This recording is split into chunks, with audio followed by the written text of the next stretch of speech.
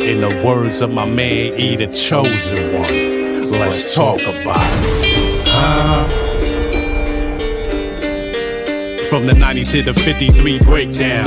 Any day I get home, man, I listen to the shakedown. They said the real is the fake now, and be beginnings uncensored, so you know they gotta hate now. Blow, that's only one or more shots. LRP, Freezy, even Nacho in the box. Linebackers matter, X-Shakes and J-Rock. End of an era, they shitted on Tom Cough. Steve from DC, called Shane Ben Vereen. Charlie Goldham, his hand, Jerry Reese. D-Town Day, the challenge, what he say? You got a real debate, call up on Wednesdays. But stick to the topic, you call up on Tuesdays. You're all in the knock, call up on Mondays. Please make a slash, free agency Thursdays. Only write our style for free on Friday, huh? What you know about the shakedown? Get your news from the 90 to the 53 breakdown. What you know about the shakedown? Get your news from the 90 to the 53 breakdown. What you know about the shakedown? Get your news from the 90 to the 53 breakdown, huh?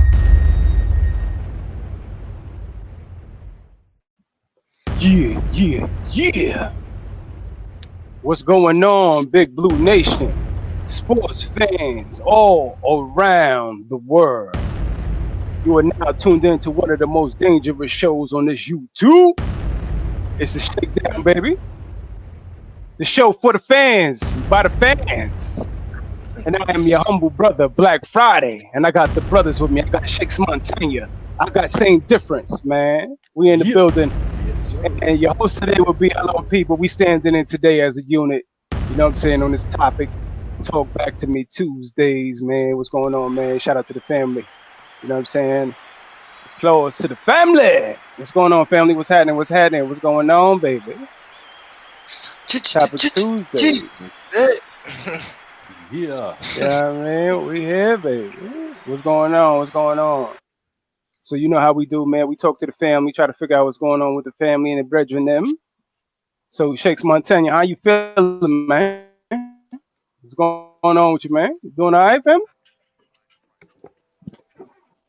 Yeah, everything good, man. Still on that delay, so everybody bear with me, but I'm out here, man. We out here. We back. Got camp going on. We got a lot of shit going on. We ain't talking about. Oh, yeah. That, you know what I mean? What the Matrix had me. Oh, because we done went live. Yeah. That what happened? All right. The Matrix took me. At least from my perspective, I didn't hear you. Nah, I heard you. Oh, okay. All right. Well, yeah, I mean, yeah, you know. Anyway, yeah, I mean, yeah, I'm here, but yeah, I mean, don't mind the delay. But we back. You. All right. Same Difference. What's going on, family? You already know. It's good to be back with the bros. Chop it up. Good to get back out here and talk with the fans and things. Before we get into anything today, man, in regards to the time off, man, much needed, well deserved. And anybody out there, man, no matter what you're doing, man, anything that you put in your blood, sweat, and tears in, man, take a time out every now and then, man. Get that little mental break and things of that nature, man. Get outside, touch grass. You know what I mean? Go for a swim in the ocean. I don't know, a lot of sharks out there right now, but you know what I mean? Enjoy life, man. Step away from the things that you are semi-obligated to do because it's part of your responsibility and it's part of your makeup. Making time for family and mental health and just to get away from things, part of your regimen, man. That's it's right. Good for the soul, man. It's good for the soul, man, to be able to come back and really be able to feel rejuvenated, man, and ready and eager. Those are the type of things that's going to give you the insight to go further than what your eyes could see. You know what I'm saying? Love the people, and I love being here with my bros, man. Hey, bro. Blessings to the family, you heard? Bless up. LRP, shout out to LRP. I think he had the bag. Shout out E, the chosen one. Happy born day, King. Happy born day to Eat the Shout out, Chosen One from the Bronx. yes, sir. J Rock, Happy man. born day. He out there doing the thing, you know what I mean? Leo Family thing. season. Alright. Happy belated to my bros, man. You know what I mean? Because you had quite a few July birthdays come through here, man. You know what I mean? I'm one of them birds. See me in when the season fall and birds, you know what I mean? Appreciate it, man. Let's get to it, man. Yeah. You know what it is with the family. You already know. All right, so let's get into some information, that came across, the dials. Mm-hmm. All right, first thing is declared for non-football injuries were defensive back veteran Jalen Mills and Stanley Thomas Oliver. Second set of news here. Theo Johnson is on active PUP. He was placed on the list last week when he reported when the rookie reported for camp. He was told the team believed that he had a hip flexor he is dealing with and can't keep him sideline long term. Could be come back relatively soon. Let me put on some glasses actually here. Stop acting like I'm not an old man. All right, so the Theo Johnson news.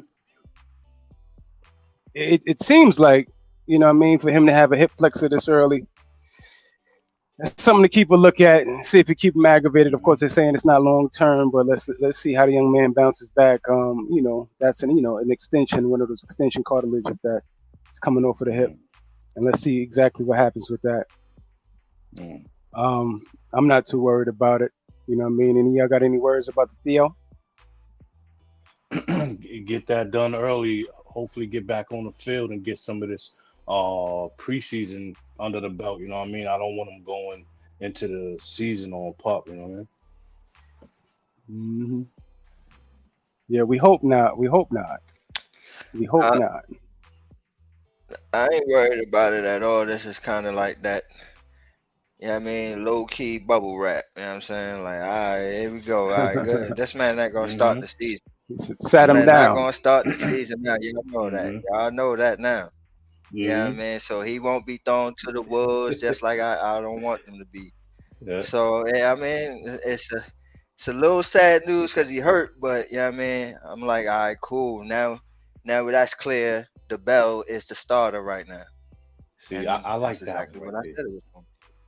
See, those are the times when you bring up bubble wrap. See, I like that right there. You know what I mean? Ain't no need to get the younger out there before he need to be. You know what I mean? Bubble wrap him then. You be wanting to bubble wrap him from the start. That'd be my discrepancy with you. Yo, you got bubble wrap. Well, if you get a natural bubble wrapping, that's just what it is. You know what I mean? It is what it is. You know what I mean? You get a natural bubble wrapping. You get to sit down because you're going a little too hard, or maybe you had something from college that tweaked up or peaked up. You know what I mean? Or overcompensating from something else. Who knows? But we see because the kid is trying to learn a different skill set, a new playbook, everything different, everything new, new socks, new socks, new drawers, new shirts. You know what I mean? I want it all. Everything different, everything new, everything new socks, new drawers, new shoes. You know what I mean? All of that. Yeah, what I mean, things of this nature for the people. So it is what it is. Natural bubble wrap. Yo, J Rock, flip that. You just got balls back to back to back. Yeah. All right. So Daniel Jones has passed his physical and is not on the active PUP list to begin camp. We'll see how much he does and how quick he gets back into team drills, but this is a good step towards Daniel Jones post ACL surgery. So Daniel Jones escapes the PUP list. Shout out to Daniel Jones. You know what I mean? We need your $44 million man. If we're going to do anything, you know what I mean? We're going to need you behind, the wheels. So how y'all feeling about Daniel Jones escaping the PUP list?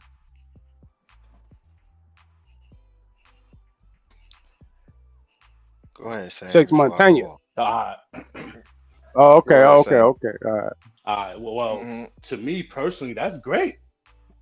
I think so. I think it's good news. That's great news. That's my quarterback. No matter what, that's the guy Joe Shane put all his trust in right now. We're going to have to see what he got this year. We're going to see what he got. And if he could have a speedy recovery, knock on wood, that so far is what's being shown to us, that he's having a speedy recovery. Man, all praises to him, man. I love it. All right. Shakes Montana, man. What you got, man? You gotta go ahead, saying before I go on. What you going off on? The man healthy. What you going off about that? Bro, he better be. He better be healthy, son. You know what I'm saying? He better be healthy. He better be off that shit. Because they put all their chips into this quarterback. They don't need nothing else. They need this quarterback to succeed. And if he fails, everybody getting fired. I don't want to hear no excuses. I don't want to hear no excuses. Oh, we ain't got the quarterback we want. This the quarterback that y'all chose, man. Y'all chose this quarterback, man. Y'all got rid of the best talent that y'all had in a decade for this quarterback, man. So, go ahead, quarterback. Fly, Flutterkin, fly. That's my quarterback. Yep. I ain't got no problem with this information. Shout out to Daniel Jones. Mm-hmm. Get well soon, son. Please do get healthy. We need you. Yo. Let's have a little Wandell type of thing. I'm sorry, man. What you mean, bro? Yeah. Like, you know how Wandell, how he progressed throughout the season? He got healthier and healthier and more effective throughout the season. We're going to have that same type of patience with Daniel Jones. And maybe he will have the opportunity and the ability to flourish gradually. You know what I'm saying? So, all right, patience is going to be the word with him. Mm-hmm. Well, we're running out of time, man. He had a rookie contract, all of that, but that's why I think it's so authentic. Remember, this is New York City, right? So everything is yesterday. I needed it done yesterday. All right. Moving on to more damning news. The Giants placed 2 players on the PUP list starting, at the start of camp. Right tackle Evan Neal, ankle. Cornerback Aaron Robertson, knee. Neal is definitely one of the... oh, come on, man. Neal is definitely one to monitor closely moving forward. Had a fracture last season that eventually required surgery. Didn't do much in spring, but for third year. Listen, man, I got to be honest with you. I'm so frustrated with this shit here. First of all, Aaron Robinson, he don't belong nowhere on any list. He should have been cut a long time ago. I think he played in 22, I believe. We're in 24 now. It's over 2 years. It's disgusting.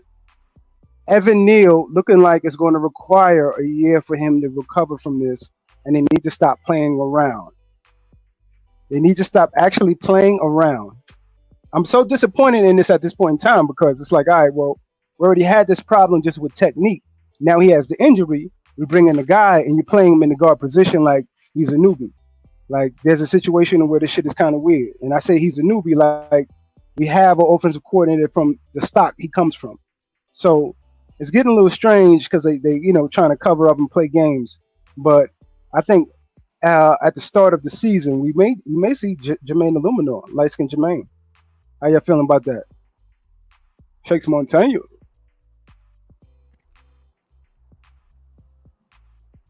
Go ahead, I'll go last. All right, I'm going to go to you last since you want to go last. You're going over the river. All right, go ahead, bro. Yeah, I can appreciate that. The man already said, man, he'd rather be where he's going to be so he could do what he got to do. And it looked like he'll have to be at the right tackle position. And then we're going to have to see what we got going there at right guard. You know what I'm saying? This was a thought that was already on the mind months ago, just because of Evan Neal's past injuries and poor play combined.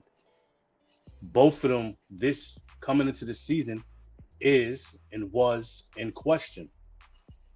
So, of course, being that you acquired light-skinned Jermaine through free agency that was playing an adequate role on the right side of a line, tackle, guard, whatever may have you. Let that man do his thing, man. And then you spent some money in the off season. It may not be big money, but you paid attention to a certain position. You tried to flood that offensive line. So I know it's somebody behind somebody, pause, that's ready to step up and do the job. You know what I'm saying?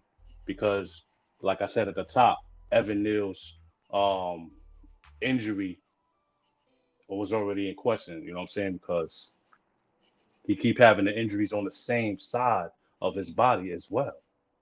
That ankle is along with that same knee that went out on him earlier. You know what I mean? And with that, before I start to um, get too long winded, I'm good with that. Uh, All right. Shakes Montana. How you feeling about the All right, situation but in this pup? so yeah, I mean, I asked to go last because of the delay and everything. I don't want, y'all to be having to wait to see like, okay, is he done? Should I jump in like double dutch? I don't want Sane to be doing that. So like, I got you. yeah, I I got you. mean, So that's I'm why I just choose gonna to go put you on. Oh last. yeah, let's go to cipher. We do the cipher that way. Yes, sir. Yeah, I mean, but first off, y'all know this is my son, but why the fuck is he still here, bro? nah, Like Aaron Robinson, I'm not even. Yeah, I mean, like you don't even deserve no talk on no airways, bro. Like we don't know why you still here, bro. I never seen a player be missing for 2 years and still have a spot on the team like this, bro. That has not done anything in the league at all. I see if he had a 6 interception season. I see if he had a season where you was like, yo, he really got a lot of potential, man. Y'all seen him in those 10 games out there? He really balled out. Pause. You know what I mean? No, we don't got none of that shit from Aaron Robinson. So why the fuck is he still here? I do not understand. So goodbye. I don't care. Now, with Evan Neal, the thing is, and what I seen from the hard knock shit was exactly what we all say and we always say that this organization does. And it don't matter what regime it is. mm, It could be the Jerry Reese joint mm, or the Shane or the Gettleman. It doesn't matter. When mm, they draft a guy, when they bring a guy in, they don't care what it is or what it is about their play on the field. If they drafted him as a right tackle, well, by golly, he's a right tackle. If they drafted him at left tackle, well, by golly, he's a fucking left tackle. No matter what he shows on the field, that is who the fuck he is to the New York Football Giants. So what I seen in the Hard Knocks, when they said, "Oh, let's go after offensive line," Joe Shane was like, "Yeah, we got to get guards because I'm good with the tackles we got. Right? We good with the Whatever. tackles. We good with the tackles we got. Yeah, good. I want to go after the guards." So, mm, you know what I'm saying? He didn't even want to attack tackle. He didn't care about it because he mm. already got Thomas and Neal penciled in already. So if you drafted that tackle, that's what the fuck you're going to be no matter what. You can show that you better at guard all you want to. It doesn't matter to them. They drafted you at right tackle. That's what the fuck you're going to play. And it's fucked up, but that's how they do. Well. It is what it is, man. At this point in time, because all we need to do is make sure we show up to position, as we Mm-hmm. can see. And I believe the last was it the last Hard Knocks that they were showing the actual. Yeah, it was the last one where they were showing what did they value. They showed that they valued the offensive lineman and a premier pass rusher over a running back. They showed it literally on the board. So it's a situation where I understand that this is a guy that was drafted high, but at some point in time, you have to think about the team and get the best out of the cheap contract. You know what I mean? The best you can. You can't sit there and go off of political constructs like I am this position or I am that position when it comes to the line. I truly believe at this point, because I believe if you play on one particular side, if he was a rookie and we had aspirations for him to play left tackle, we never had Andrew Thomas, he probably more than likely would have started on the right and had a veteran start on the left somewhere. The way we run things, right? The league could just try to put the kid somewhere at left, depending on how high he's drafted, and he was drafted high, so he would have been a left tackle somewhere, right? So it's a situation where we're going to have to figure out the best compensation we can get out of this kid. What can we get out of him? Can we get guard out of him? Can we get an actual tackle spot out of him? Is he the swing tackle? Is he a tackle on our team? You know what I mean? And unfortunately, with him going, he's going to be on the pup list. I'm not sure. They start tomorrow, right? 10 a.m. Yes, sir. Yes, sir. They start tomorrow at 10 a.m. So Yep. this is a situation where it's just like, man, just fucking up development, and that's all he needed. Definitely in the new current regime, and just for his life as a football player. Period.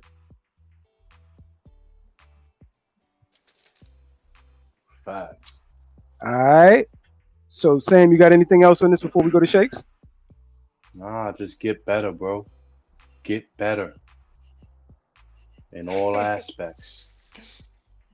Just get better.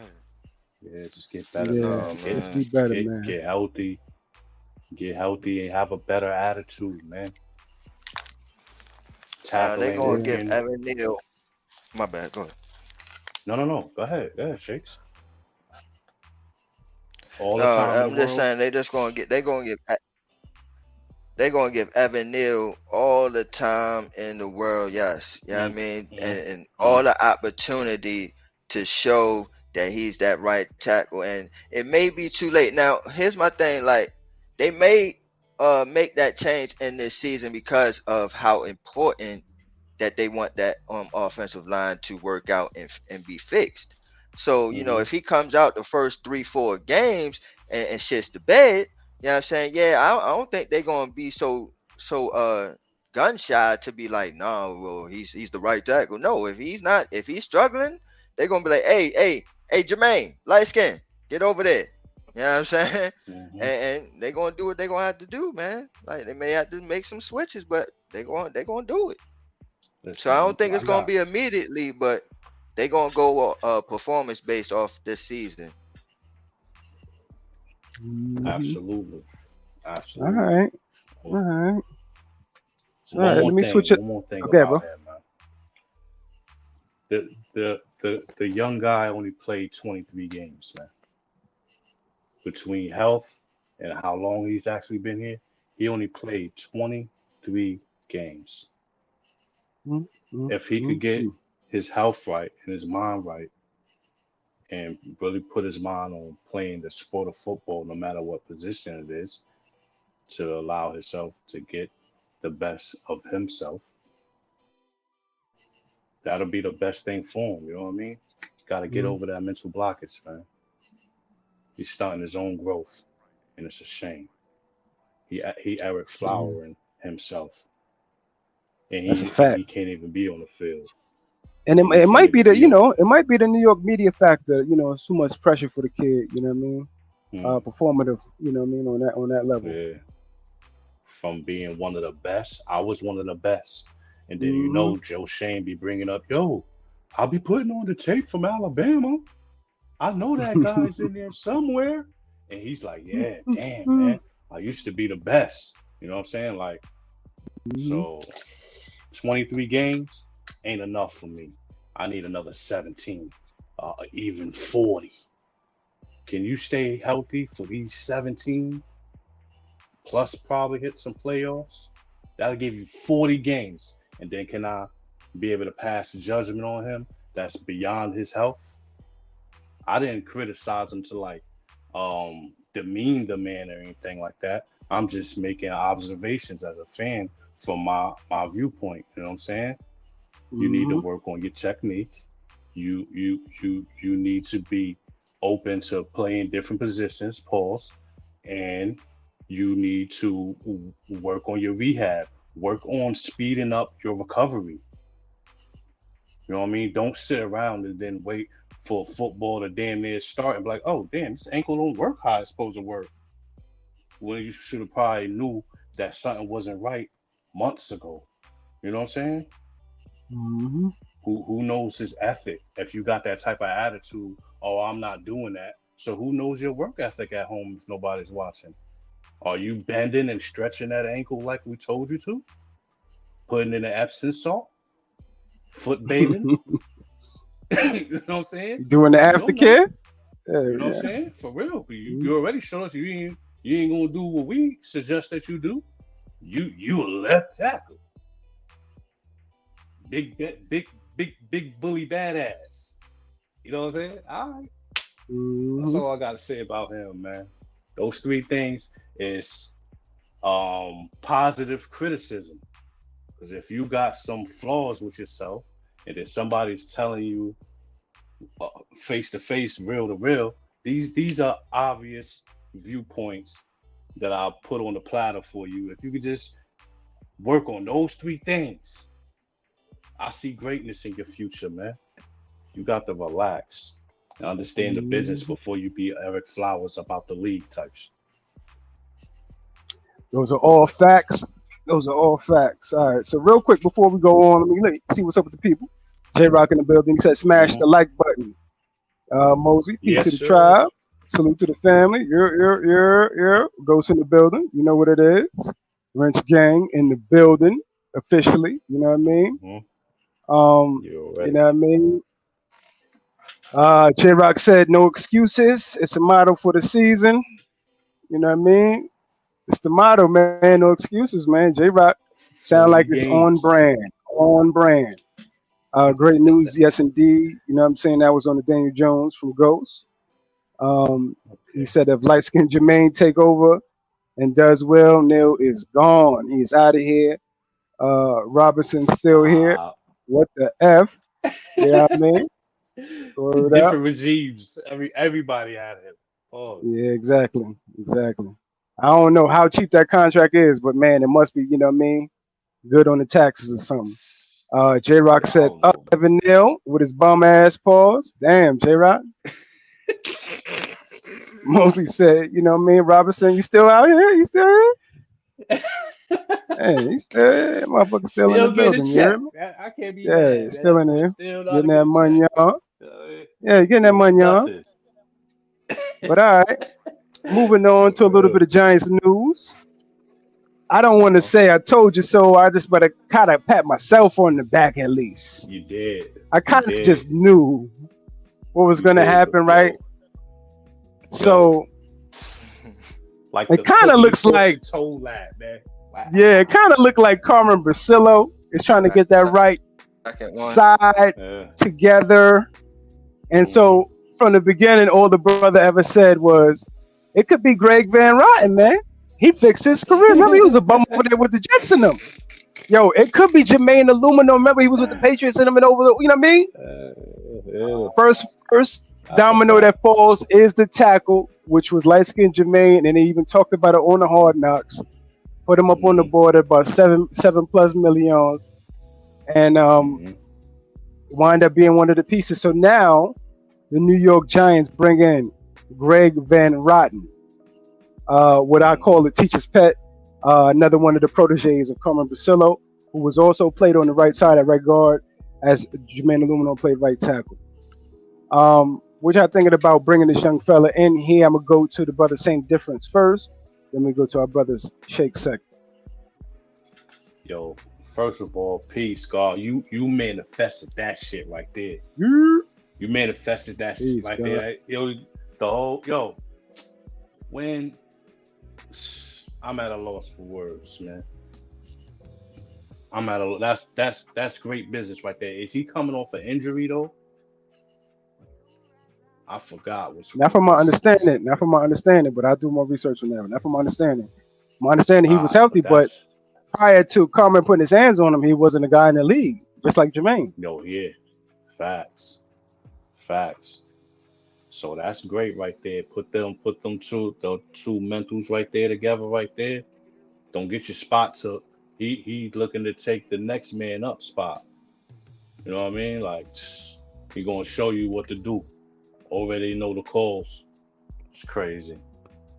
Now the travesty really is if they take the man and put him at left guard now and be playing with his life too. Stop playing with the people, man. No, right? he gotta be I don't know what the hell going on with Carmen, Priscilla, or them, but stop playing with the people. Hey, yo, before we go to Shakes Montana, we got the birthday boy in the building. The chosen one for the Bronx. What's going on, family? Yo. What's going on?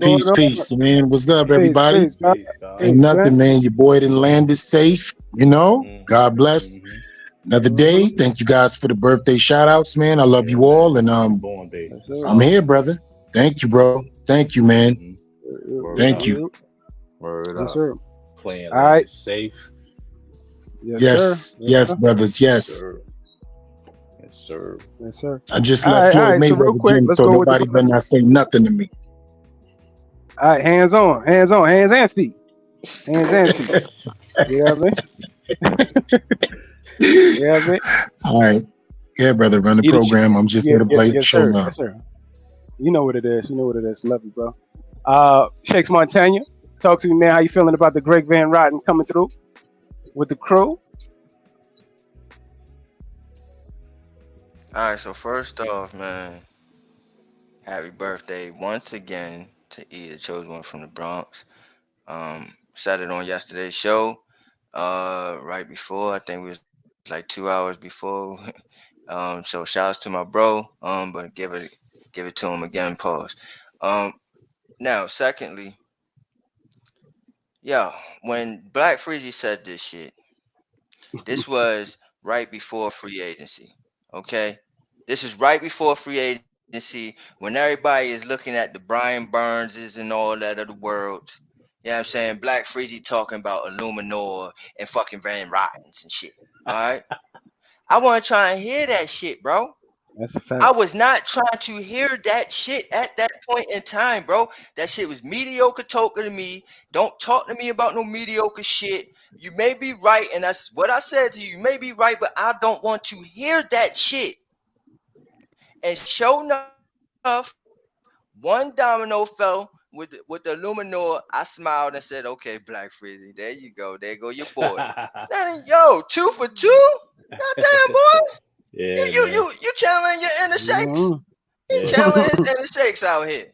Yeah. But yeah, man, great shit, man. Great call. And yeah, man, I'm happy for it, man, because they really taking this let's fix this offensive line thing seriously. I like it. There you go. Great. Good shit. Yeah, all right. All right. You the chosen one from the Bronx. What you think about the Greg Van Rotten coming through the building, man? We ain't signed him. He just came through the building. We took a look at him, man. Well, the first thing is this, man. Thank you for the birthday shout outs from my brothers and from everybody all over the social media world. You know, I just been relaxing.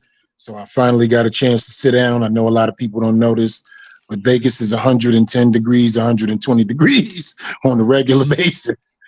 And so don't nobody go outside except for my dumb ass thinking it was okay for 2 hours. So now I'm sitting in here barbecued chicken in the hotel room. But I got enough energy to chop it up with you guys. Of course, I believe this is a great thing, Freezy.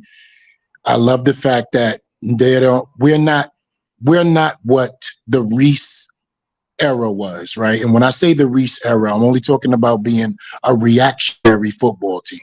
We all remember the reactionary football team we used to be.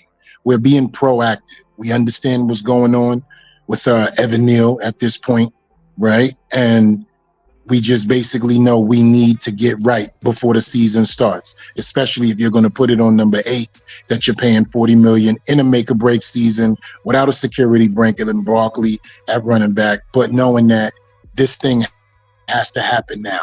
So shout outs to getting a veteran that knows this game, that knows what he's doing, but also, you know, is also familiar with Brasillo. You know what I'm saying? So here we go. Now we got 2 pieces from that offensive line. Right? So obviously he knows the offense. He's going to come in and hit the ground running. And shout outs to them for just not being reactionary, but being proactive. All right. That's what's up. Brother Edie Chosen Big One. facts. Overall, Greg Van Rotten, according to the Bible, PFF, 75.3. His passing sets, they acquired, they said his number was 77.4 according to PFF. His run blocking grade was 68.5 according to PFF. Sacks allowed were 5 and pressures allowed were 21 according to PFF. And this is kind of really similar around Jermaine Illumino, to be honest with you. I think these guys, if we were able to acquire this young fella, he will help to further upgrade the line, you know, in their efforts this season. All right, so we got any closing on that? Let's go to our brother. Same difference. You got any closing on potentially signing Greg Van Rotten?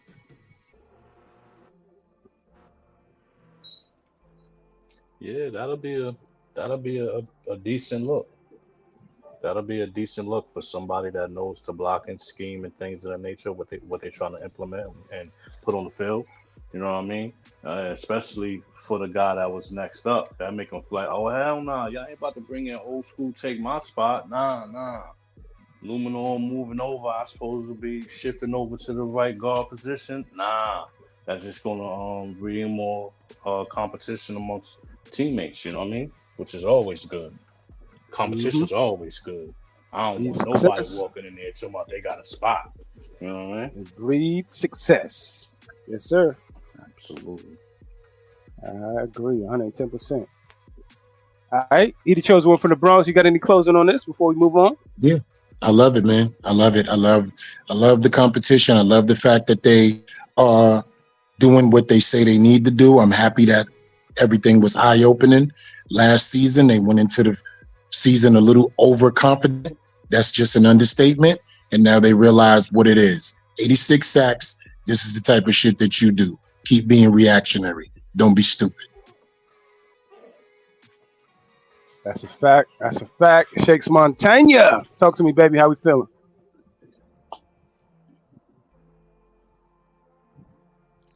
I love it. You got depth on the inside of the offensive line and the outside of the offensive line. So to me, like even before this move, I thought like we was pretty good on the depth wise on the offensive line. Now with him, I think it completes it. Like we really going to have the guards and the tackles that we want to present going forward. So I like the move, man. Mm-hmm. That is a factor. That is a factor. All right, moving on. You know what we do when we outside? We slide. Looking on with the free agents, man. So we still got these two out here. I'm rooting for them, man. I'm rooting for the old Quillises, man. It's just me. Probably just me on the totem pole sitting by myself, but I still see Justin Simmons out there. He is a game changer. I believe that he is a guy that you bring in the building that will change the culture of a locker room, man. I think he got the veteran presence, especially with Jalen Mills nursing whatever he nursing. I think we still need that veteran presence out there with them babies. The same thing when it comes to the crafty veteran Gilmore. One of these guys, I believe, will help us on either side of that. Real quick, let me just give just a little bit of numbers. Gilmore's completion percentage last season was 54.9. Only let competitors complete 653 yards on him, 4 touchdowns, had 13 pass breakups, 2 interceptions, and the QB rating whenever thrown at him at an 83.3. Also, let me see what I got here on Justin Simmons last year. 70 tackles, 2 tackles for loss, 3 interceptions, and 2 forced fumbles. Only getting better, man, as they age, like fine wine. So what I'm going to start off with is the brother, same difference. We're going to move on to Shakes because we know he had the most head on the situation. Well, let's start with the brother, same difference. Talk to me, baby. How you feeling about this? For the Giants. For the Giants, man. For the Giants, somebody like a Simmons, yeah. But they going to have to, you know what I mean? You're going to pay something. They ain't just about to just walk in and take the low. They ain't sitting out this long for the low. You know what I mean? I don't think Gilmore coming in for nothing less than 10. You know what I'm saying? These are things that's financially, we're I don't know if we're gonna be able to do that financially, even though we got a little bit of money from the Waller retirement. I don't think that's what you want to do with all your money. They don't take the rest. Whatever's left, they taking that. It's over with. I don't want to do that to our team. Okay. Because knock on wood, people get hurt every day. We didn't even start playing one of them preseason games. You know what I mean? So already on the pup list. Yeah. But and then that's when their price gonna go up a little bit more. If they don't if somebody don't get one of these fellas sooner than later, yesterday's price won't be today's price. You know what I mean? All right, you the chosen one from the Bronx. Talk to me, family. Price of the brick just went up. You know what I'm saying? Price of the brick just went up. And listen, I got nothing against either one of these gentlemen, but if I have to deal with one, I go with 31. I don't have a problem with either Quillez's, but if I'm going to go Quillez, I might as well go to one from Juice. Get the fuck out of my store. What do you want? I go with that one. And that's Justin Simmons.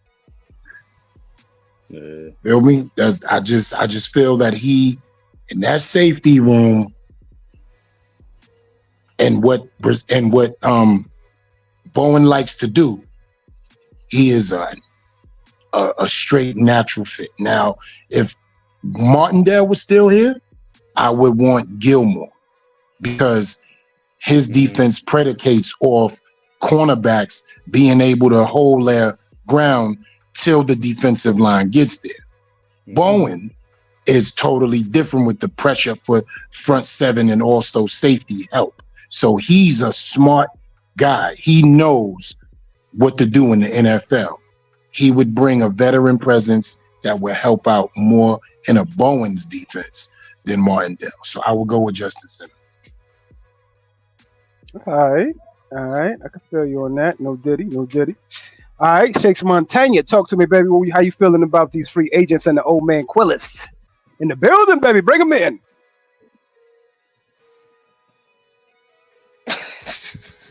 First of all, I'm not bringing no Quillises in, bro. Y'all know that shit, bro. I'm not doing this shit, bro. All right, that's number one. Come on, man. Number two, right? Now, hold on, right? Number two, I like Simmons, right? Pause. I like Simmons. But I don't think, like, if they do bring him in, it's going to be like either the second or third week of camp. And it's a caveat on that. And it has to be like Tyler Nubin is so far along from learning the playbook and developing that they like, well, you know what? We're just going to bring in this veteran guy until this guy picks it, you know what I mean, picks up the full grasp of everything and how everything is going. So I can see that happening, but I don't think that's going to happen because I think Tyler Nubin is going to come out with guns a-blazing, and they're going to be with the oohs and the ahs with this kid, because they already has been, and it's going to show on this Hard Knocks. But yeah, I think that Tyler Nubin is going to show that they don't really need no more safety help. So that's my assumption. No Quillis. No Quillis. All right, yeah. I got you on the no Quillis, man, but that's some bullshit, Shakes. I think you're on some bullshit. We need some veteran help in here with these young fellas. But that's just me. I digress. Now, let me ask y'all a question, Shakes, specifically, catered to what you said. I believe that Simmons, that is, in the room for insurance. I think Tyler Nubin is a full go, pause. Everything is going to happen with him being the lead safety. And you're drafted second round, it ain't happening. You starting. You feel me? And you got signed and paid. But I think Simmons, the veteran presence, knowing how to play both safety positions, and the rover comes in as an intricate piece as a veteran. I don't think he would mess with Tyler Nubin's snaps at all. I think he would add to them. And he would like split like duties with like knock, right? No, and I get what you're saying. And with that being said, if that is the case, then that means to me that they lost confidence in Dane Belton. You know what I'm saying? Because it's enough veterans in there. Like, they got Mills, they got all these guys. So if you bring in a Simmons, then that tells me, like, oh, well, they're a little bit nervous about Belton. That's to me. See, and I'm going to take it Mills. That's crazy, right? I'm going to go Mills with it. What about Mills? What about he don't recover? That's who I believe is Dunny. I'm not a fan of his. I'm not a fan of that dude. Pause. He can get going. Have packages. Right. And I think that you gotta have packages. That's a hell of an upgrade, though. I'm saying let's talk about it. Can we talk about it? Let's talk about Jalen Mills and Justin Simmons, right? Because that's the veteran presences that we have at corner. Let's leave the young boys alone. Pause. Let them do what they doing. But let's talk about Mills and Simmons. I will take Justin Simmons any day and on the new start of a week before Mills. How do y'all feel about that? Is his hair still green? No, I'm definitely with that. 110%. I'm telling you why is because didn't Jalen Mills come in as a corner? I don't know what he came in here as. He came in as a slash. He's a nickel safety, bro. Yeah, he's a he nickel can safety. Get going, man.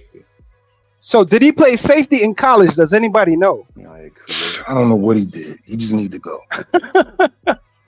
So all I'm saying is this. I think he's a hybrid, kind of like a Isaiah Simmons kind of guy, but he's just not athletic and great. And I think he's an average player. I think he's an average player. And I truly do believe that Justin Simmons is better at his position than Jalen Mills. Way better. And in the conference that we're in, and also the division that we're in, Jalen Mills is going to get smoked. We've seen him get smoked by Darius Slayton. Yeah. Like, come on. I'm not going to go too far. Today is my birthday. Yo. I'm good. That's my son. That's my son. Who's your son? Yo, both. We ain't gonna start. Mills? He said we ain't gonna start. Both of these. All right, so since these wait a minute. First of all, you was handed a child. Let's talk about both of these are my youngest. My you know what I mean? My nephew that got thrown on the road, I had to pick him up, man. I didn't want to start. I had to pick him up. And that's okay. He out here talking shit too. Yeah, I know he better get more than 7 something. I know he talking shit though. Do you hear him? He talking shit out here. Uncle Daddy gonna be upset. You'll get more. You gonna get like $8. It's okay. Listen, Keyshawn Johnson had him out here talking crazy. Oh, shit, man. Yeah, man. But yeah, Simmons is a definite upgrade. Like I said before, Gilmore's gonna be out of our range, man. He's gonna take. You know what I'm saying? The cap space that we got, the little bit that we do have, we take it out. Right. And Simmons may do the same thing. May get him a little bit less than what you get Gilmore for, but it's gonna be like. You know what's crazy, Sam? You know what's crazy? I gave up on the monies. I used to believe I was knowledgeable about the monies. They finally. I'm not, bro. Happen. The shit that they be doing these days. They take $2 million. I am gone when it comes to the pocket watching. I am no longer pocket watching. Cause I'm good. Every time I be saying something, you like, but we don't have the money, Shakes. I'm like, man, fuck that shit, man. Hell yeah. Fuck that shit. The Eagles do this shit all the time. Dallas do this shit. We could do that shit, man. Go ahead. We can get Brian Burns, man. We got money. But you know what it is, Shakes? This regime works for that conversation. Now the others threw money at the wrong shit.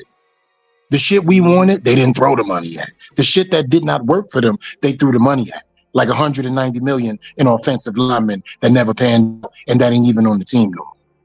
Like that's the type of shit they was doing. A wide receiver that ain't catch 20 passes since he was here for 2 seasons. So they was doing shit like that hurt us. So that's I'm with you though.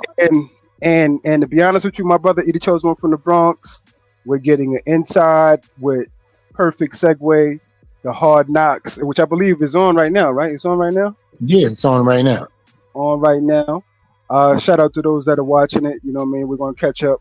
But prior to this version of the Hard Knocks, we had an interview. Damn, give me a second, 1 second. What is that young lady's name? I had it. I done fucked up. Put it somewhere else. No diddy. My bad. I can't remember her name right now. But I believe it's called The Scoop, her show. And Saquon was on there talking about, you know, his reaction from what he saw from 1 through 3 in the Hard Knocks. And I got a little bit of the excerpts from that. And I'm going to stop playing React on some of this. You know what I'm saying? These clips aren't that long. Some 3 minutes, some 2. So, you know, from that nature. But I'm going to start off real quick with Saquon just responding about Hard Knocks in general. And then we'll respond after that, talk to the panel. Welcome to Scoop City. Saquon Barkley, the Philadelphia Eagle running back. I'm not used to that yet. I'm still like, are you used to this? I guess I'm starting to get used to it. I've only ever put the jersey on twice. I did for like a commercial the other day and for the you know how we do like team media. So it's, yeah, still a little different, but excited, super excited and happy to be an Eagle and happy to be in the city of Philadelphia. With Hard Knocks right now, all eyes are on the situation that you went through. So the world is seeing your life unfold. What has it been like for you watching this? It's been, I mean, I only watched 1 episode so far. I've seen clips. Shout out to social media. They do a really good job. Only seen 1 episode. I've seen the last episode. I had to watch that one because, you know, like the trailer that came out for this one, like my Twitter were blowing up and it was like, you lied, like we offered you. I guess like the trailer showed Joe like saying the numbers, but I think he said if.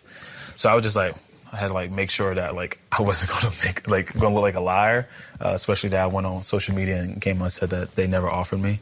But the episode that I did watch, I think it was cool, it was unique. Obviously I lived it, but I never got to live it in like through, you know, those lenses. I never got to see it through those lenses. So I think Hard Knocks did a really good job of showing what the offseason like and showing, you know, free agency.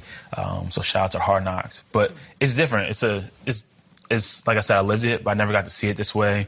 Was shocked. I remember like when the Hard Knocks first came out, the trailer, and announced that the Giants were doing it. I was like, oh, that's pretty dope. But then I was just like, I called my agent. I was like, are we going to be in this? And then we reached out to Hard Knocks and come to find out, like at the time when they were filming, like I had no idea, but I got to see a couple of stuff previous before it came out. What is it like seeing the New York Giants front office, Joe Schoen, Brian Dable, the owner, talking about you? Like I said, I think Hard Knocks did a really good job. It was cool to see it. You know, I feel like I was a real focal point in, you know, the Hard Knocks, especially episode 3, but even like the clips, you know, like in real life to me, like there wasn't a lot of conversations with the Giants this offseason. We talked once after the season, and then the phone call that everyone see that like with me and Joe. That was really like the only 2 conversations I had with them, and then afterwards having conversations when I signed to Philly. So it was like, it seems like I'm like super involved in this, but like in reality, like I really, like to me it was like I was so focused on all the other stuff that was going on because they really weren't in play, I guess you could say. Come to find out, see the reality of it. But yeah, so it was different to see it from that way, because like in real time in my life, it was like, it wasn't, you know, it was really like the 3 teams that I had to focus on and end up picking the Eagles. And to see like, when you look at Hard Knocks, it's like you make it seem like, oh, like this was like a thing that was going on every single day, but it really wasn't. All right. So that is the young man Saquon Barkley talking about his POV or the Hard Knocks version out there put out by Max, which is HBO Max. So talk to me, man. Same difference. How you feeling about the young brother Saquon Barkley, man? Do you feel it's changed on them, or are they still the same?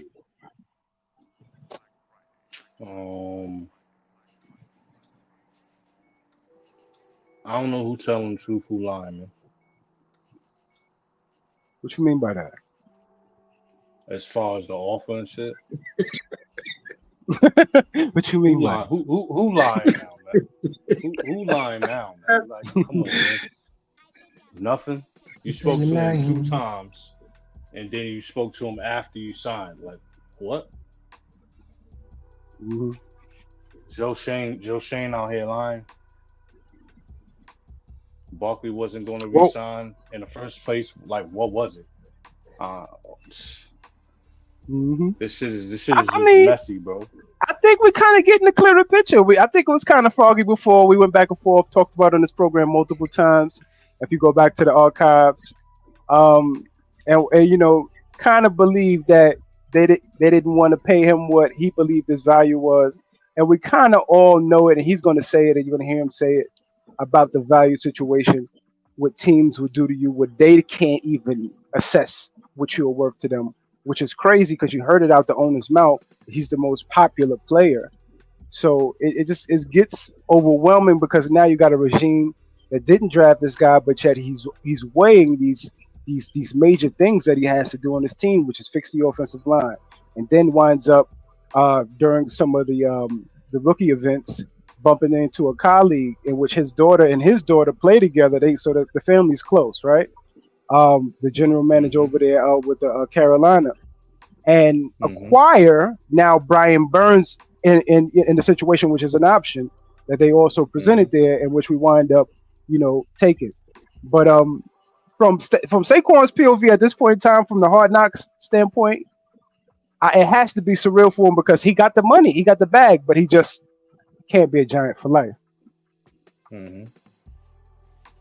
Giants went out like some suckers, man. They should have tagged and traded them like everybody else. Yeah, I believe that too. That was a business thing to do. But then, as the last episode presented, they were talking about respect, and that's you'll hear him say it as well.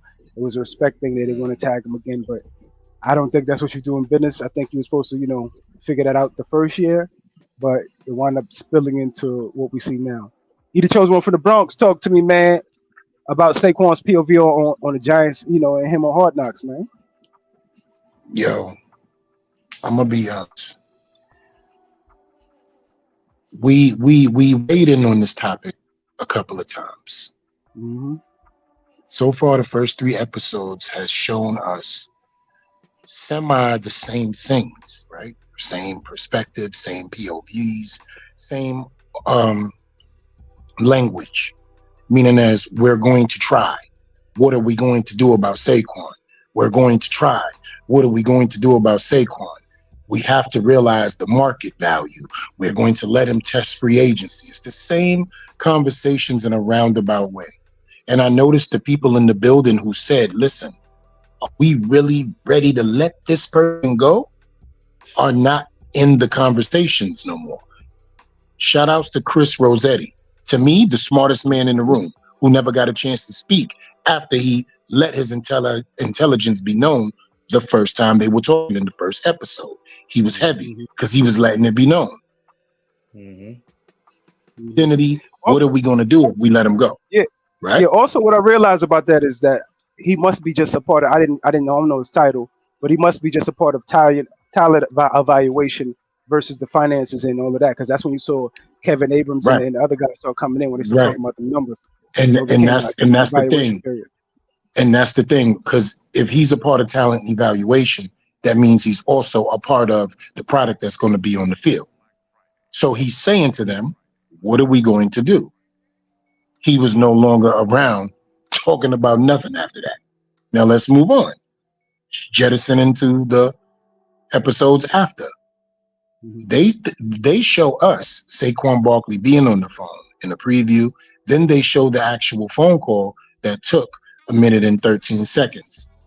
But he's saying, it seems like we were talking a lot, and shout outs to Hard Knocks for the great coverage that they had on that. But he's not saying I was not offered a contract. How he said he never spoke to them and they never offered a contract to him. See, so now we're looking at both sides of the situation going, okay, so what's what? You did speak to him. We did hear the conversation. Did Joe Shane say, this is what we want to offer you, Saquon Barkley? Or did he have that conversation with the team members in the room? And if I'm not mistaken, I want somebody to help me with this. Chat, family, all the people that's listening. What exactly was the difference between the Eagles' offer and the Giants' offer? Because if I'm not mistaken, it was 12.5 for 3 years and 25 million guaranteed. Yeah. Okay, so somebody talk back to me. But I'm not, now I'm looking at both of them. I'm looking at both sides of this situation. Like, y'all just whack.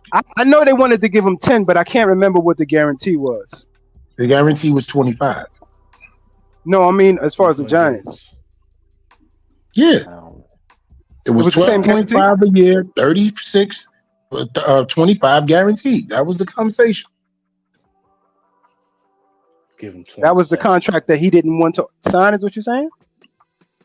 No, that's what was said. They never said that to him per se, from what I've got from the Hard Knocks. But that's what Joe Shane was spitting out loud to his team in the room. Yeah, I got you. All right, real quick, let's go to the Shakes Montana before we go into the next clip, because we're going to talk more about what you're talking about. He chose one more about his value and stuff like that. This next clip. And the young lady that's doing the interview, her name is Diana Rossetti. Very good question she asked. She did a very good job. But She related to Chris Rossetti? I don't know. Probably. You never know. Shakes Montana, talk to me. How you feeling about that Hard Knock situation and from Saquon's POV? You're right. You never know about the nepotism, baby. You never know. So, here's the thing. Like, Shane come on and he says, pause, right? But Shane comes on and he says, who's lying? I don't think nobody's lying.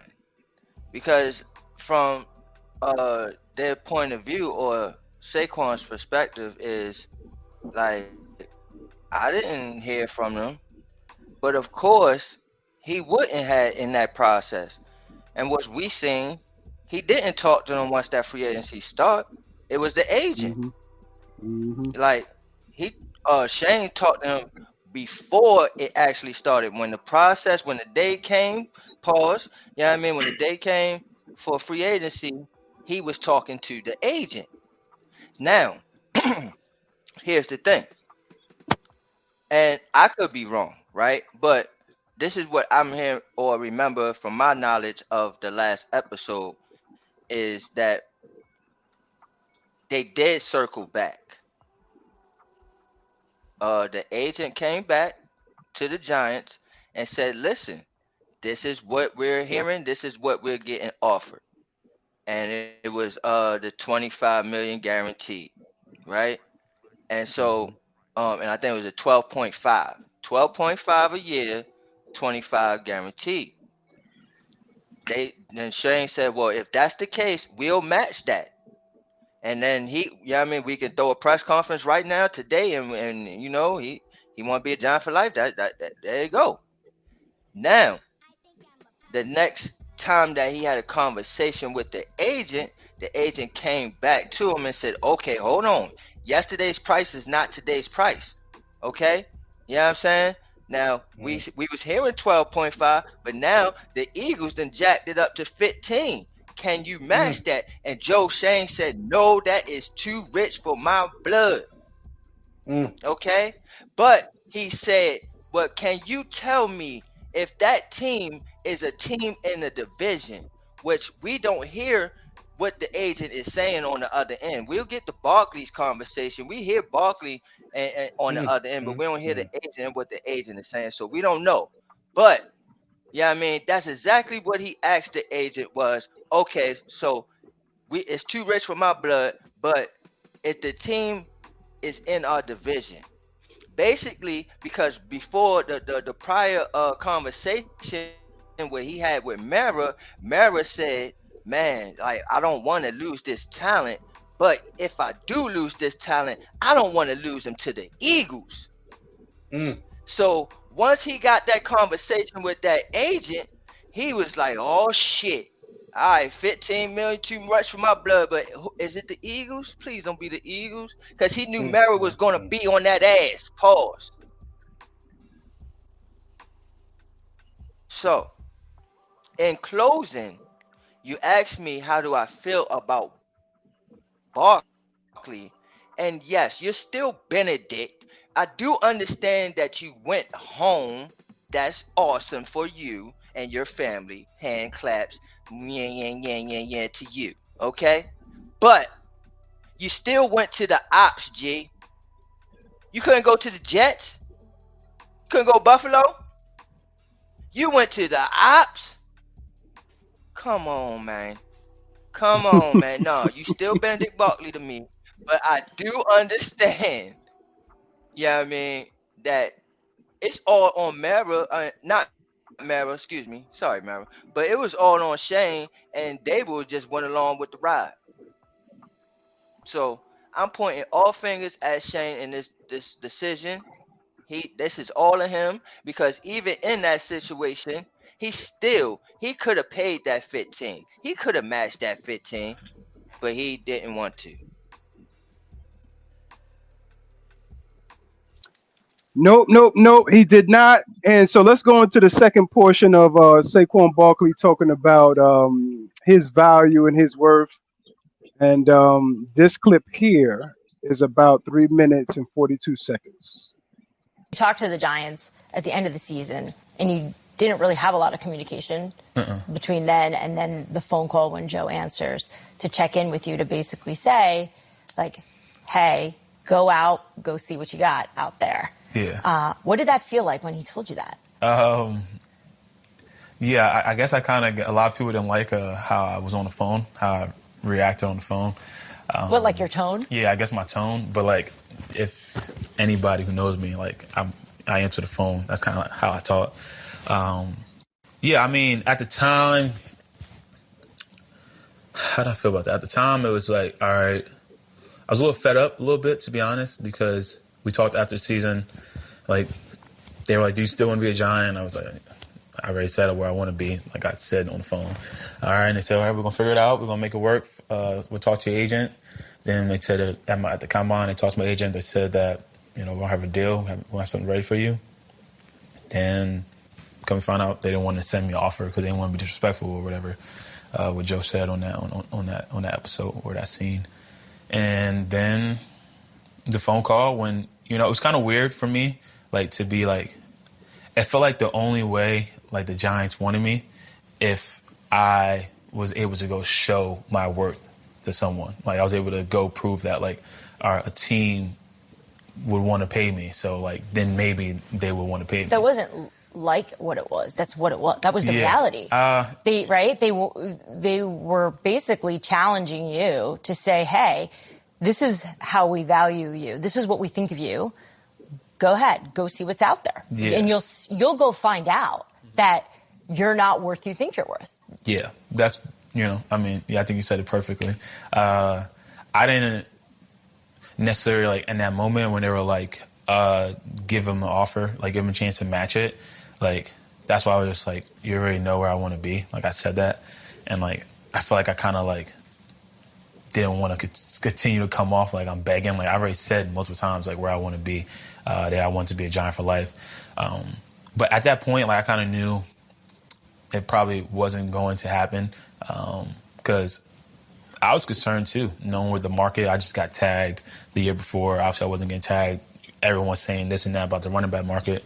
No one truly really knew where it was going to be. But thankful for my agent, Ed, and my team, keeping me cool, calm, collected, saying, don't worry, like, we're going to make this work, we're going to get it right. And then come to find out, when I hit the open market, what I thought would happen, or I believed in myself what would happen, actually happened. I had a lot of teams that were about it, were really sending, true offers and, wanted me to come and play for the team. So then that felt good because it was like, all right, like, I felt like the Giants thought I was going to go out there and get 9, maybe 8, stretch at 10, and then I'll come back to them. And it's like, all right, well, we got you. If you want to come play at 9, you come play at 9, which I think that truly would have got it done. I think that's just where they valued me at, or Joe valued me at.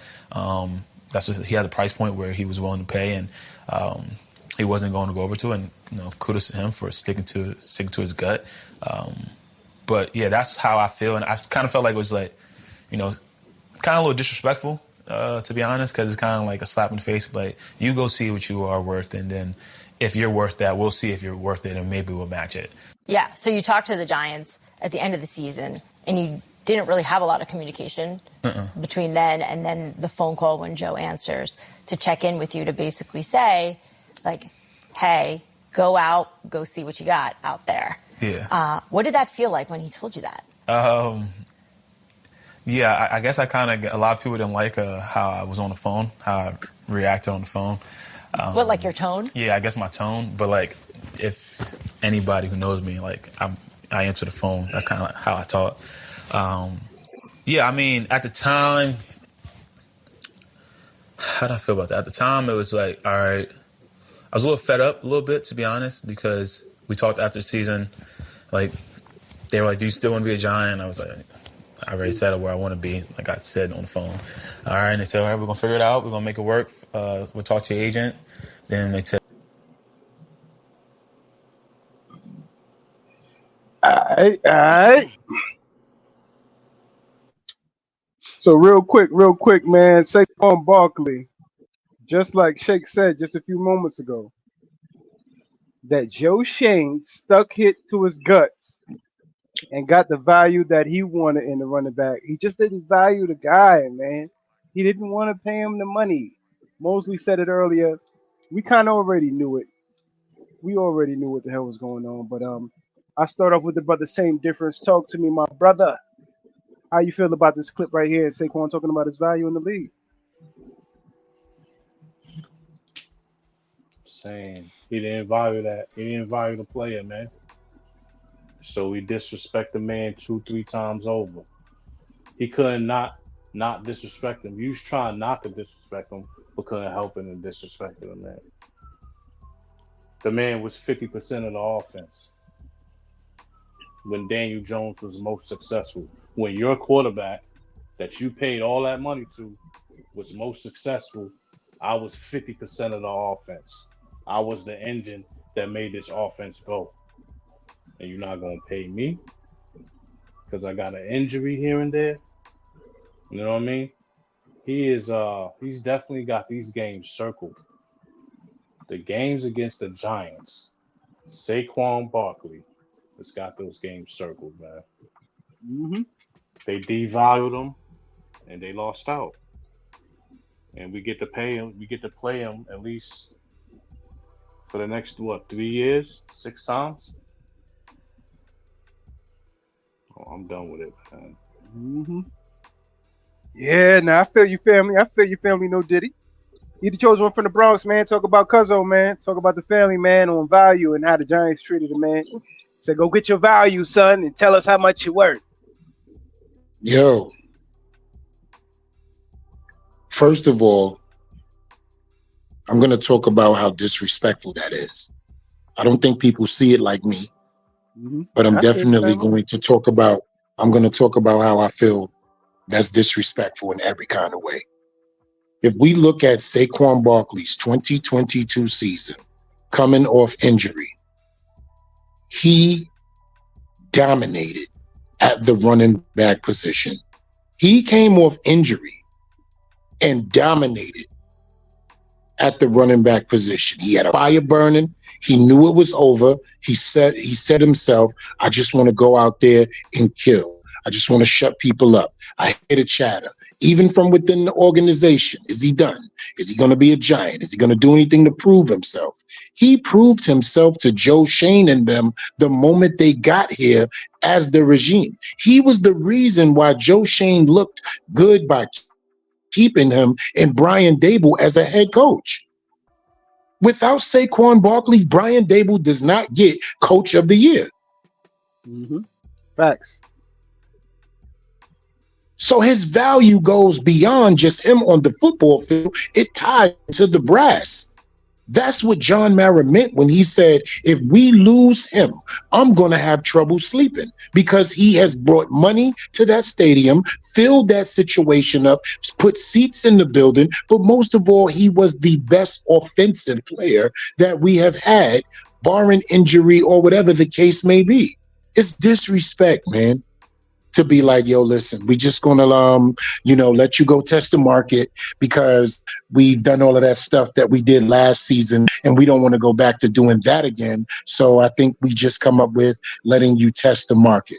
And that right there lets me know we want to show you you're not worth what you think you're worth, and you're going to have no choice but to come back to us for the value we are offering you. Guess what? He lost that battle. He being Joe Shane. He lost that battle. Teams know what his value is. And then you got to look at how he's the best version of himself, and he's never had an offensive line. That man was all of those things without an offensive line. Come on, man. Come on. That's a fact. Crazy. That's a fact.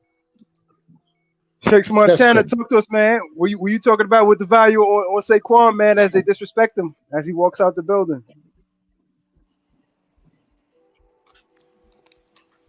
All right, so here's how I see this shit, because like I see both sides, right? Now I'm going to go on the organization side first, right? Like from their perspective, they were coming off like, look, we don't know his value because we go off of analytics now. This is what we do. We go off analytics now. So we're going off of the trajectory of a running back at his certain age, injury factors, all of that. All right. So we're going off of all of that. Now, what is his number based off of that? That's where he was coming from. And so that in that perspective, it's like, I don't know that number. I don't know that number. So if I don't know it, let him go out there, because I don't want to do what I did last season and franchise tag him. Now he's all disgruntled again, and we're back at what we were last season. I don't want to do that to him again. We went through that and it was ugly. So I want to give him his proper respect. Let him go ahead, hit the market, but please circle back to us and let us know what the number is so we can match it. All right. Now, I get that perspective. Obviously, I see it. I see it clearly. But here is where it is disrespectful, and where Saquon Barkley took it disrespectfully. Where it's like, for me, as a GM, if I am Joe Shane, me, Shakes Montana, was sitting in that seat, my conversation would have been different. My conversation would have been, what do you want? What do you want? I'm pulling out the Brinks truck for you. Oh, we don't know the number yet? Well, guess what? I'm sorry. I know you don't want to be franchise tag. I know. But I can't afford to lose you. Okay? I can't. So if we can't find this number, I'm going to have to franchise tag you right now. But we're still going to try to crash out these numbers and get a deal done, because you are number one to me. Okay? That is what Saquon wanted to hear from Joe Shane. That is the respect that he wanted from Joe Shane. Like he always said, it is not just about the money. It's about the respect. Do you respect what I bring to the table to this football team? And sure enough, Shane did not respect it enough because he put analytic numbers onto it. And if somebody is worth more to you than analytic numbers, you're not going to put it just on that. You're going to base it on what the chosen one from the Bronx based it on. Numbers, the ticket sales, the jersey sales, what he means to the locker room, to the coaches. He got the goddamn coach that freaking people want out the door now, but he got that coach to be the coach of the year. These are the accolades that you should have mounted it up and said, you know what? What is your number? I'm going to pull out the Brinks truck for you.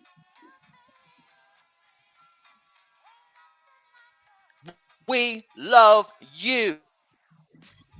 Respect him enough, and that's where Saquon Barkley is coming from. Mm-hmm. That's a fact, man. The man has felt disrespected, man, and neglected. And I think to be free, when he saw all of the teams that, you know, were barking and calling that phone, of course, for his value that he put on that field, everything that he did in that Giants uniform, you know what I'm saying, is right in front of him. So he didn't have to worry. All he needed was just release. So the Giants really, in long term, as we all know, played themselves because they got no value out of nothing except for a playoff game.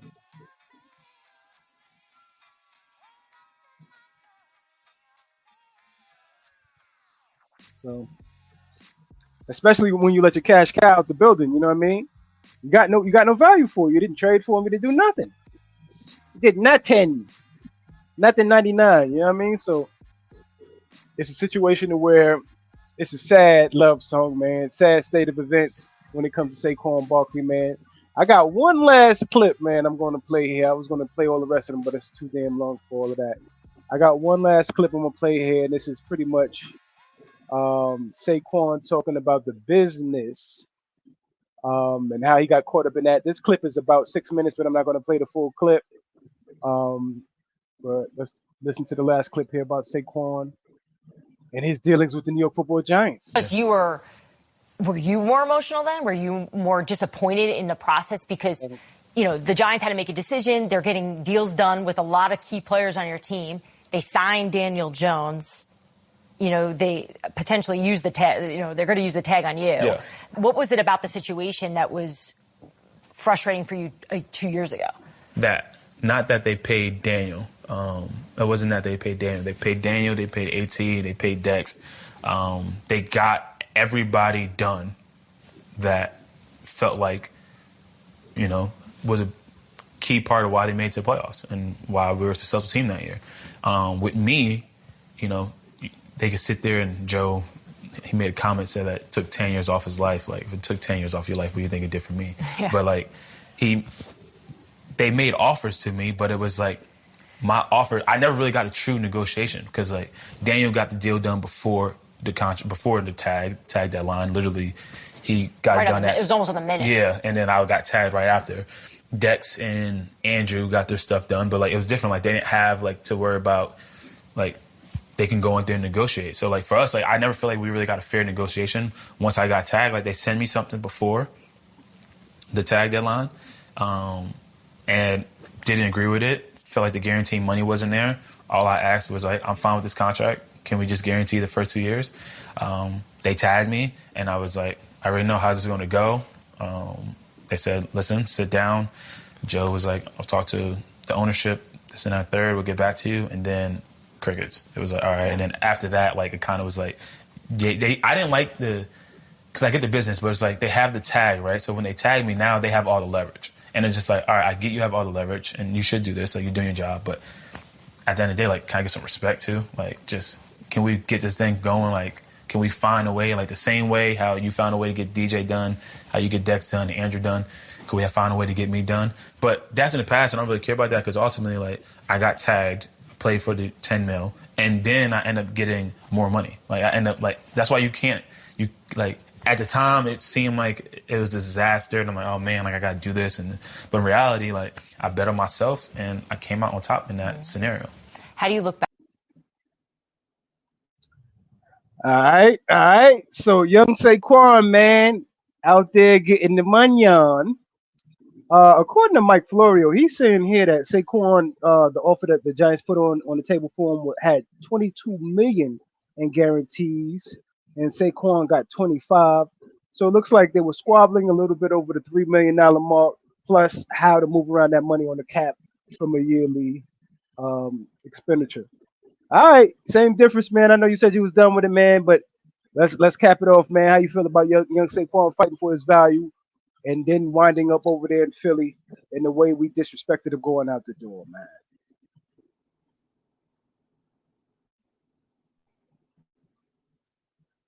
My fault, I was on mute. Man. All right. It's all good. They should have gave him, whatever he wanted guaranteed, and then made his contract like 1 or 2. I need you to be right under McCaffrey, because that's what you is only because of your health. Only because of your health. You should have been right there underneath McCaffrey. You shouldn't have been no questions asked, man. Like Edith said, the man put butts in seats. Pause. Ticket sales, merchandise, people tune in. I don't know how many times I done tuned into a game I don't know live and sat down and watched. You know what I mean? Man, it's just tough, man. It's tough, man.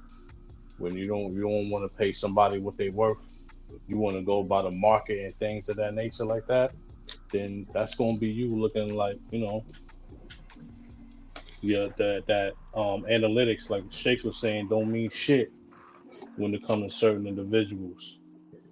That's the best offensive player we had since Odell Beckham Jr. Mm-hmm. Y'all done did it to us twice, back to back. How much of this you think a fan's supposed to take? No wonder this man down there, Purple City Gang, you know what I mean? Shit like that. It's just, as a fan of it, man, it's tough to watch and listen to, man. You know what I'm saying? Like, treat business as business, but that individual was something more than just business. It wasn't, you know what I mean? He was taking care of all the business, man. Like I said, he was more than half the offense, man. One of the reasons you made it to the playoffs and things of that nature. I'm done with it, man. I can't. I can't, man. You know what I'm saying? Rehashing all of these old wounds. Nah, I feel you, family. I feel you. If you chose one from the Bronx, man, close them out, man. The disrespect, it's major, but we still got motor. See, and that's the thing. And let's talk about it. That's the thing, right? Didn't they draft him up in Buffalo? They sure did. Okay, so then basically look at the ties and the nepotism and, of course, the urgency and the reaction right there, right? But my question is, why is there no urgency regardless for somebody whom they're not even in the same running back room? And do not get it twisted. This man's production in 2 years is not the production of that one man in 1 year. Now, I'm not saying that man is a bum, right? I'm just saying that man is nowhere near a top 20 running back in this league, especially in the system that we're in, especially with the, with symbiotic relationship with the quarterback. That man helps wide receivers as a running back. People forget what the running back position does for the rest of the team. Let's get it. That's people. Oh, the running back is not valued. And and the value is missing the wealth and when we all blown away. I don't want to hear that. Because when you make it to the playoffs, guess what you depend on? Yeah. Guess what happened when we went to Minnesota? Daniel Jones was able to fire the rock all around the field because his running back went crazy in that goddamn game. Mm-hmm. Fact. And I just hate these short memory people, man. I can't stand it. Let's not forget what this man's value is. This man is ending games for us. This man is beating people in the open field, making plays that help Daniel Jones with the play action pass. And a wide receiver like Malik Neighbors, having him now finally makes Saquon Barkley even more dangerous. Devin Singletary is not going to make Malik Neighbors as dangerous as Saquon Barkley would have. Malik Neighbors is not going to make Daniel Jones as dangerous as Saquon Barkley would have been if he would have still been drafted. I mean, Devin Singletary is not going to make Daniel Jones as dangerous because Malik Neighbors was drafted. He's going to be a scheme fit in the offense. And at times, we're going to get frustrated with him. But the fact that you went out and improved the line, you had value there. The fact that you went out and drafted a number one wide receiver because you realized that he didn't have help there, you should have paid your running back. The complete team of a process is not what you think. It is what we needed to see and have on the field. Saquon Barkley should still be a giant along with all the new shit that we just did. We should be excited about all of it. But yet and still, here we go. Now, just like how Daniel Jones didn't get a chance to play with Odell Beckham, but played with Saquon Barkley, now he gets a Malik Neighbors without a Saquon Barkley. We're going to see how this thing plays out, man. The man was undervalued. He wasn't respected. I hate the fact that he's wearing green, and I hate it. I hate it. All right. The brother. Shakes Montana, man. Close us out on the Saquon situation, bro. Bruv? Yeah. So from what the last clip we just played, what he basically is saying, or what he's saying was, at first things, it looked ugly, like all the business, and he don't know too much about the business. He just wants to go out and play football. So all of this shit is like this is some bullshit to him. He don't care about this shit. Like, just get that shit done and let him play football. So, like he said, they kind of got the short end of the stick because their deal was up with him and DJ. And they didn't have the leverage that Big Dex and Andrew Thomas had, where their contracts wasn't up, but they can sit there and negotiate a deal. Theirs was more, escalated because it was then and now. Like, all right, you either get a deal with him now or you gonna lose him. So the fact of they didn't have that much time to work something out is what he was saying basically. And then, it's like he took the franchise deal, he took that on the chin, you know what I mean, and played through it. But ultimately, like he said, and we said this last season, we said this going into this off season, the boy betted on himself, and he just said it as well. He betted on himself, and he actually won. So shout outs to him for winning. I just put the middle finger up to you for going to that green team. That's it. Shout out to Saquon Barkley, man. Securing his family. Unfortunately, we weren't, like he was saying in that interview, a running back away or this type of thing. And what the brother no said is true. You know what I'm saying? Joe Shane and them, they are not attached to this boy. They didn't draft him. They're cleaning and sweeping up all of those David Gettleman picks except for the good ones, right? Like Dexter, and what they seem to be thinking as Daniel Jones. But they have no connection to the kid. So ultimately, they definitely weren't. They don't have no connection to that position, period. If you look at their tenure.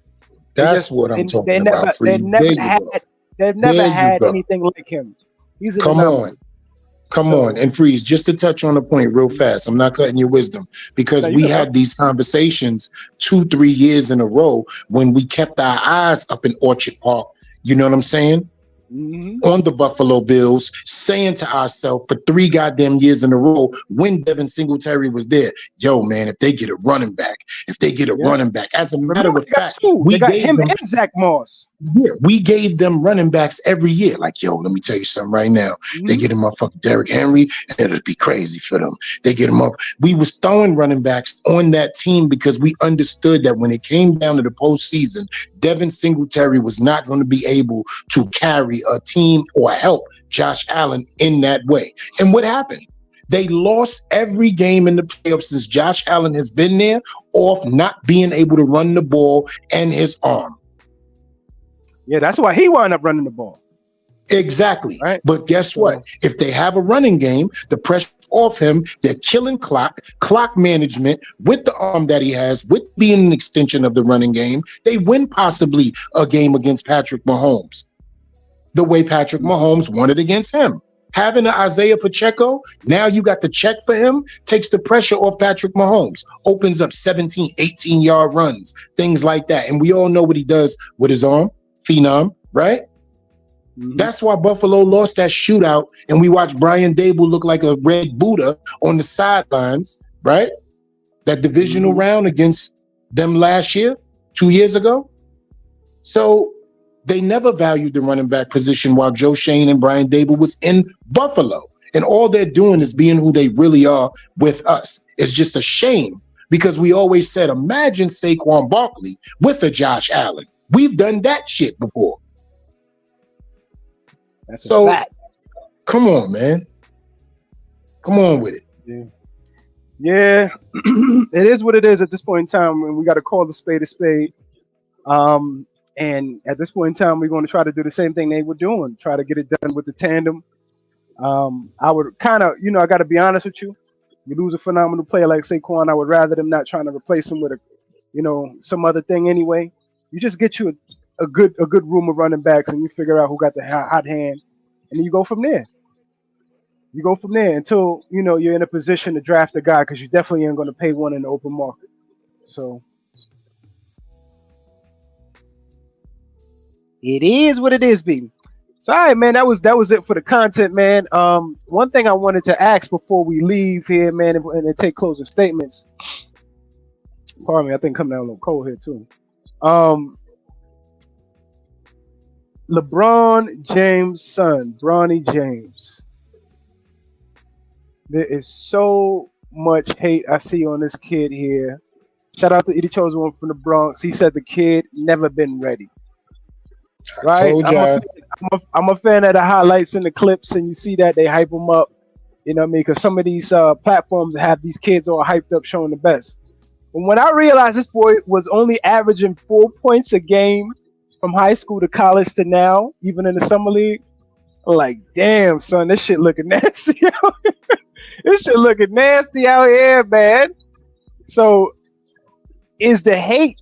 Is it warranted, or is this just a play that the NBA is doing, where they're nuzzling up all of these kids, even though they don't have the experience, they didn't do college necessarily, the right way, and they kind of nuzzling up these kids, just storing them. I'm gonna go to Edie Chosen One from the Bronx. Talk to me, baby.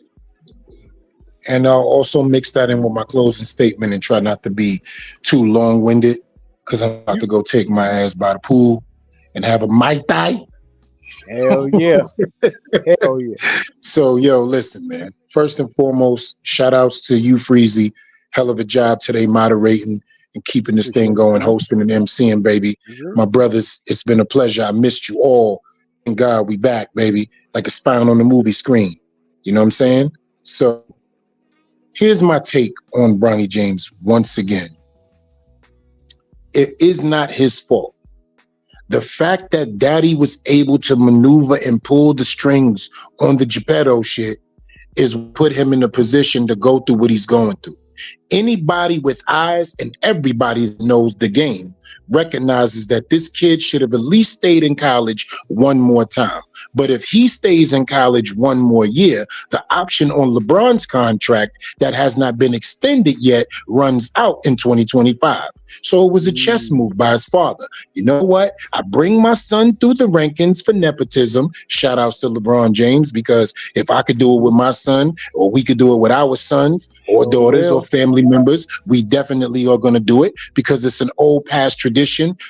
I don't need to go into whose generation or what color you have to be. We all know nepotism never started with us, because we'll get into that another time.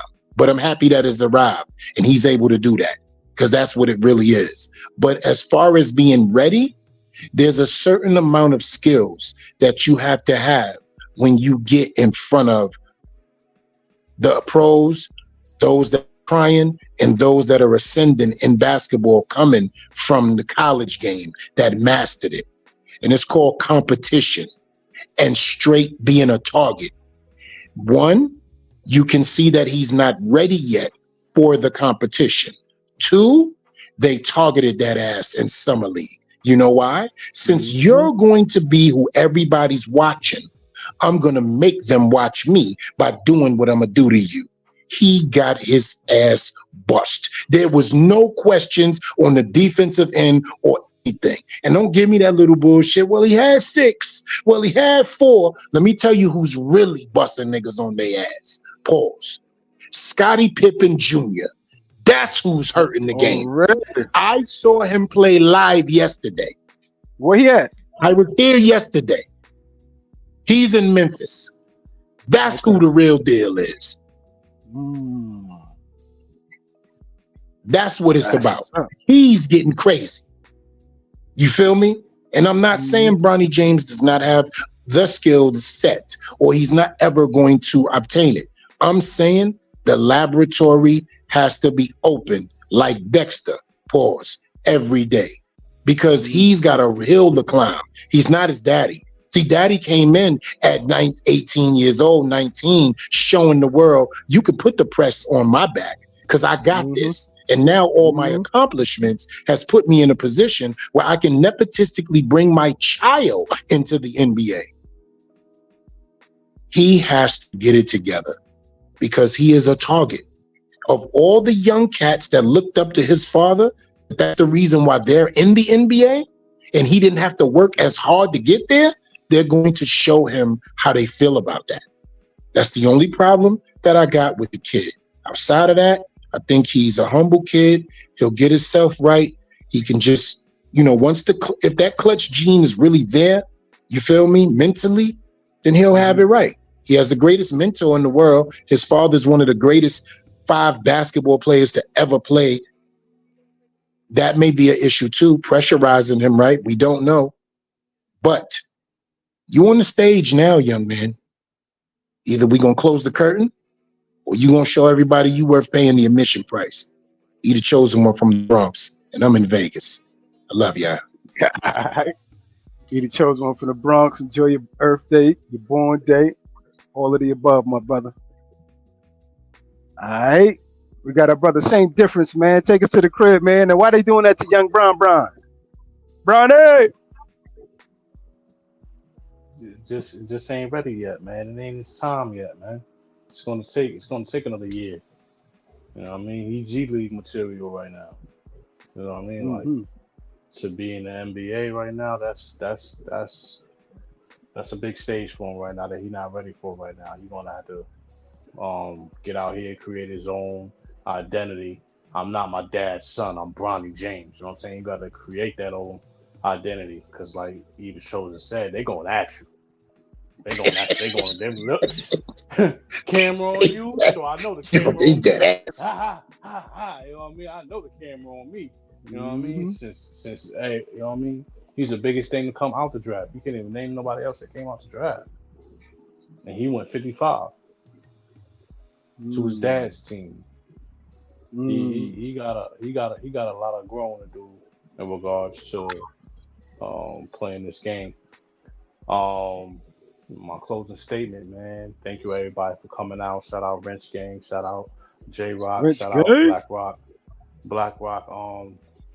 production. Shout out LRP, Last Real Poet. I see you in the chat, baby. Shout out to my whole Shakedown LRP. crew, man. Thank you everybody for coming out, man. Y'all have a safe one, man. We back at it tomorrow, man. More of the same but different. All right, all Peace. right. Brother, same difference. Checking in with the family. Shout out to LRP in the chat as well. All right, Shakes, man, take us to the crib, man. And why they doing Brownie this way, man? Nah, man, they ain't doing Bronny no way, man. And it's everything that I all said already, man, throughout the whole process. Because I'm a fan of, you know how I am. I call them kids right before. I'm like, oh, LeBron got a son. That's my son. I got him. You know what I mean? So I've been watching this kid from the jump. I know exactly who he is. Um, I know his whole story. So I know like the journey. Now, my thing is, for one, yeah, I mean, I knew it's going to take time, and that's okay. That's great. That's good for him. I thought that he should have stayed one more year, as I was telling E, the chosen one from the Bronx, before he even made that decision. I thought he should have stayed in college one more year because he still was getting his feet wet, pause, after the whole heart situation that he had.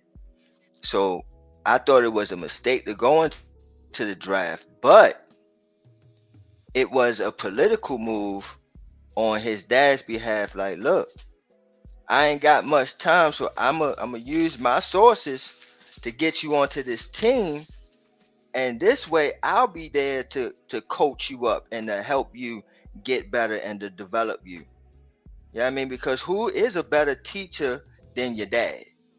All right. You know what I'm saying?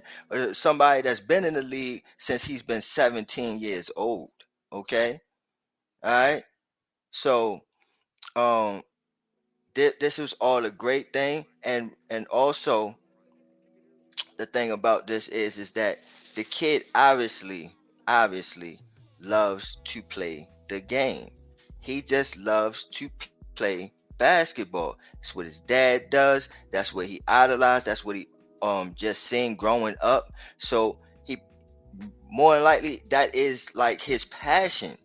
You know what I'm saying? Because he's filthy fucking rich. He doesn't have to do this. He can go somewhere and just paint on a wall, bro. Okay? He doesn't have to do this. But he comes back from heart conditions and all that just because he wants to play the game. Mm-hmm. So let the boy play the game. He will play the game, and this is all good. Now he more than likely will be going to the developmental joint, and this way he can tone his game up and really get to know the game on a professional level. Really travel on the road and see how things go on a professional level. And then once it's time for him to shine, he'll be ready. So I think it's going to be good. It's a good thing. Me personally, I think he should have stayed one more year. But I would say give him 3-4 seasons. Everybody's going to be saying Bronny James, Bronny James, Bronny James. All right. That's it. Okay. Shakes Montana. Well, all right. As far as my perspective on Bronny James, man, I truly believe, just like Shake said, man, you got to give the kid more time in the incubator. Unfortunately, he got pulled out cesarean section too quickly. He's supposed to still be nestling in, what I mean, and figuring out his life. He came out too quick, no diddy. You know what I mean? Snatched that boy up out of there. Yeah. But they were talking about, the NIL money and all that. I started laughing because just like Shake said, this boy, it's like, yo, man, he's still living at the crib. He never left the crib. Remember, he went to USC. You know what I mean? He ain't going nowhere. He's at the Lakers. He ain't going nowhere. So just like the brothers was saying, he's rich. He got the money. He got the manyan. And there's no reason for him to do anything but remain a kid and play basketball. I hope that he grew a thick layer of skin in the social media era, given, the nature of who his father even is, because his father do some wild shit too, and everybody be on him. So I'm pretty sure he saw how that goes. And so it's his turn, in this nepotistic wheel, and hopefully Bryce is next. You know what I mean? Maybe not too early, but hopefully he's next and he gets his opportunity. Mm-hmm. But yeah, we got Eddie Chosen one back. Yeah, you're But yeah, right. that's all I got, man. Yeah, you got, bro. I'm back. I apologize. I don't want to interrupt anybody. I'm back. Just stepped out for a second. No, I'm back. no, all good, man. Just was closing up shop, man. And yo, man, great to be back. We'll be back tomorrow, Debate Wednesdays, and I guess we'll be reacting more than likely than to this Hard Knocks episode that we just missed as we were airing. So y'all make sure y'all stay tuned in, like, subscribe, join the tribe. Make sure y'all tap in with everything Shakedown, man. Shout out to the Wrench Gang, man. Yo, shout out to Ren 67. I didn't even see you down there at the bottom, my brother. Shout out to you. Shout out to the Wrench Gang, Mosley. You know what I mean? You know what it is. Deedon Shelton, you know, Ghost, you know what it is. Shout out to J Rock in the building. Shout out, you know what I mean? You know, definitely LLP in the building. Checking out at the bag. Appreciate your brother, man. And our brother No, man. Always chiming in and saying his pieces, man. And you know what it is, man. So I don't got no more else to say, man. Anybody else got anything else to close it out with? You know what I mean? Tell the people down. Yeah, we good. We good. Yeah, I just want to talk. I'm going to talk to y'all backstage real quick. Pause. All right. Anybody else?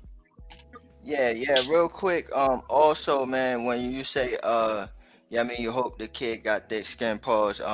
But yeah, man, for this kid to get the scrutiny and the microscope that has been on this kid since high school. You know what I'm Mm-hmm. saying? Like his dad. You know what I'm saying? Mm-hmm. The boy has been just like his dad as far as how to handle the media. It don't Yeah. bother him. It don't make him do, you know what I mean? Nothing crazy. Mm-hmm. He just Nothing go about changing. business, go and play basketball, bro. He's a good kid, Yeah. and all he wants to do is play basketball. That's it. So I am all for Mm. Bronny James, man, and I'm hoping that he develops his game all in the right way. But yeah, he does know how to handle that media, and that's all thanks to LeBron. Mm-hmm. Good kid, Mad City, man. Yeah. You know the LA media tearing his ass up, boy. But now you know what the hate always come on Twitter, man. Twitter is just unbearable. It's unhinged. It's just out of control, bro. It's its own different world. Be honest. Um, but all right, man. Without any further ado, man. Shakes, take us to the crib, baby.